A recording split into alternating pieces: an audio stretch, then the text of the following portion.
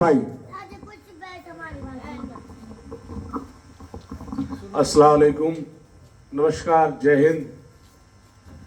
साथियों, जितने भी मेहमान आपके ऑल इंडिया ड्राइवर संघ से आए हुए हैं, मैं सबसे पहले मैं भी उनका शुक्रिया अदा करना चाहता हूं, क्योंकि उन्होंने जो ये मुहिम छेड़ी है, उन्होंने कहीं ना कहीं अपने हक और हुकूक के लिए ये जंग छेड़ी है।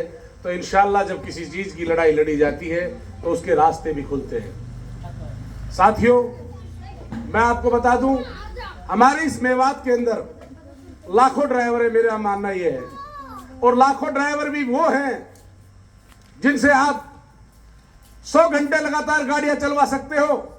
किसी भी आपातकालीन स्थिति में वो देश का लिए वो बड़े से बड़ा काम कर सकते हैं हमारे मेवाती ड्राइवर, जो दुनिया में कोई नहीं कर सकता।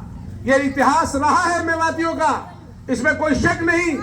अगर ये हुनर जो ड्राइवरों का जो टेक्निकल है, अगर है तो हिंदुस्तान के अंदर सबसे मजबूत है, मेवात के अंदर है।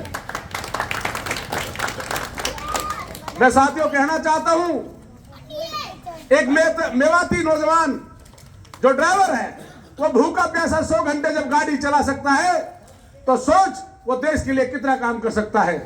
आपातकालीन स्थिति में, चाहे कोरोना काल रहा हो, चाहे लॉकडाउन रहा हो, चाहे कहीं पर कर्फ्यू के हालात रहे हो, चाहे देश में कैसी भी स्थिति रही हो, लेकिन ड्राइवर कभी नहीं रुका, कभी नहीं थका और कभी उसने अपने देश को कमजोर नहीं होने दिया। साथियों, देश को मजबूत करने के लिए अगर सबसे बड़ा सहयोग है तो हमारे ड्राइवर भाइयों का है, क्योंकि यही हमारी अर्थव्यवस्था को मजबूत करते हैं। क्योंकि अगर जरूरत पड़ती है हमें दवाइयों की, जरूरत पड़ती है हमें फल और सब्जियों की, जरूरत पड़ती है हमें किसी भी सामान की, अगर समय पे हमें सर्दियों में गर्म सामान और गर्मियों में ठंडा सामान पहुंच रहा है, तो ये कहीं भी ट्रांसपोर्ट का जरिए हमारे ड्राइवर भाई हैं, मैं इनके लिए दिल से स्वागत करता हूं और इस्तकबाल करता हूं। और इंशाअल्लाह मैं उम्मीद करता हूं कि अब तुम मेवाती ड्राइवर तैयार हो जाओ अपने मान सम्मान के लिए। ये लड़ाई मान सम्मान की है, वरना काम तो हमारे पास बहुत है। काम तो आप इतना 15-20 हजार रुपए यहां भी कमा सकते हो, लेकिन देश को जहां आप मजबूत कर रहे हो, उसके साथ साथ अगर आज जरूरत है तो मान सम्मान की जरूरत है। साथियों, उस मान सम्मान की लड़ाई में आपके साथ सर समाज खड़ा है, और मैं उम्मीद करता हूं मेवात का बच्चा हमारे मेवात हिंदुस्तान के ड्राइवरों के साथ खड़ा है। साथियों, अपने लाखों ड्राइवरों के साथ हम लोग खड़े हैं। तो साथियों, मैं ये भी बता दूं आपको, साथ साथ ये भी कहना चाहता हूं कि मेवाती ड्राइवरों, अपने आप को कमजोर ना समझो। सिर्फ आप लोग एक बार एक होकर, मजबूत होकर, इकट्ठा होकर एक मन बनाओ।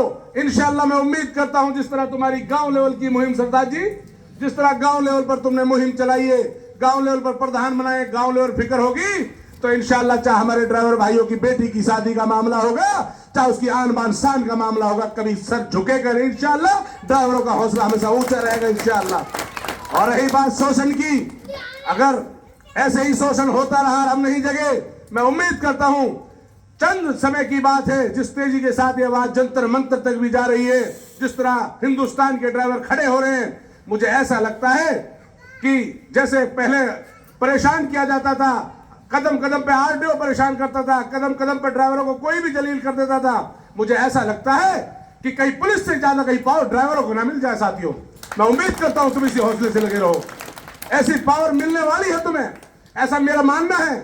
जहां बात आती है तुम्हारे मेडिकल, जहां बात आती है तुम्हारे हेल्थ की, स्वास्थ्य की, साथियों, आज सबसे ज्यादा अगर गरीबी और दिक्कत आती है जब किसी परिवार से कोई बच्चा बीमार हो, ड्राइवर का एक्सीडेंट हो जाए, तो उसका परिवार टूट जाता है, बर्बाद हो जाता है। साथियों, आज मैं यही कहना चाहता हूं आप लोगों से, ऐसी स्थिति में जब भी कहीं पर भी तुम यहां से पढ़ लो, कहीं पर भी रोड पर कोई एक्सीडेंट होता है, तुम्हारा हो, तुम्हारा परिवार का हो, गांव का, समाज का, हिंदुस्तान का किसी कोने का कोई भी ड्राइवर हो, तुम कसम खाओ उसी समय हम वहां पर गाड़ी रोकेंगे और उसका पहले पुख्ता इलाज करा के फिर आगे चक्का टहलेगा।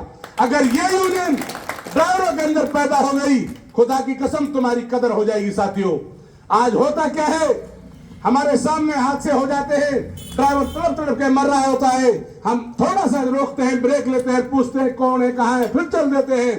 यदि वहीं पे गाड़ियां रोकी जाए, साइड में पार्क की जाए और उसके लिए लड़ाई लड़ी जाए, फिर तुम्हारा मालिक भी कदर करेगा, सरकार भी तुम्हारी कदर करेगी। साथियों, ऐसा मेरा मानना है। साथियों, तुम्हें आज जरूरत है इसी तरीके मुस्तैदी से काम करने की, एकता के साथ काम करने की यदि तुम समाज के अंदर ही देख लो। मैं अपने इसी गांव से शुरुआत करता हूं। इस गांव में कितने ड्राइवर होंगे जी? मोटा मोटा बता दीजिए। 25 ड्राइवर हैं। नॉर्मल से नॉर्मल बात की, अगर एक साल में एक ड्राइवर की बेटी की शादी है, अगर आपने हजार रुपए भी सपोर्ट इसको किया, 25,000 का एक ड्राइवर को सहारा हो गया। खुदा की कसम उसको किसी के सामने झुकना नहीं पड़ेगा, उस ड्राइवर को किसी के सामने झुकने की जरूरत नहीं पड़ेगी। और लोग मानो सम्मान करेंगे इन ड्राइवरों का कि इनके अंदर कितनी तगड़ी यूनियन है, कितनी तगड़ी एकता है। साथियों, छोटा सा गांव है, इसमें 25 ड्राइवर हैं। मेरा गांव जबकि खूब पढ़ा लिखा, 500 ड्राइवर हैं। घासड़ा जैसे गांव में 2000 ड्राइवर हैं।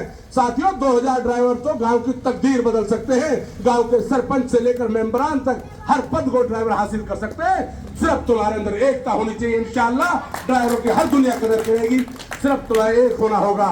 और साथियों, मैं तुमसे फिर कहूंगा, ये बात मैंने जंतर मंतर में भी कही थी, जो तुम्हारे बीच से तुम्हारे भाई फोरमैन बनकर बैठे हुए वही तुम्हारा शोषण करा रहे हैं। पहले उन्हीं को समझाओ, उन पर मेहनत करो। ये फोरमैन बनना छोड़े, ये बीच में दलाली करना छोड़े, क्योंकि यही हमारी कमजोर वर्ग करते हैं। हमको यही ड्राइवरों को कमजोर करते हैं। इनको पहले फोरमैन ही छोड़ के समाज के लिए, अपने ड्राइवर भाइयों के लिए तन मन धन से एक होकर काम करना चाहिए। इंशाल्लाह मैं उम्मीद करता हूं तुम्हारा मालिक तुम्हारा इंश्योरेंस मेडिकल भी कराएगा और तुम्हारे अगर एक्सीडेंट होने के बाद फौरन तुम्हारा पूरा ट्रीटमेंट भी कराएगा इंशाल्लाह। और रही बात इस चीज की, जब भी ऐसा कोई हादसा हो साथियों, बिल्कुल तुम खुद इस चीज के लिए अपील करें। और मैं भी भारत सरकार से भी अपील करता हूं कि जब ड्राइविंग लाइसेंस इशू हो तो उसके साथ साथ एक मेडिकल अलाउंस ऐसा इशू हो कि अगर किसी ड्राइवर का पैर कटता है तो उसके कम से कम 10 लाख का मुआवजा हो।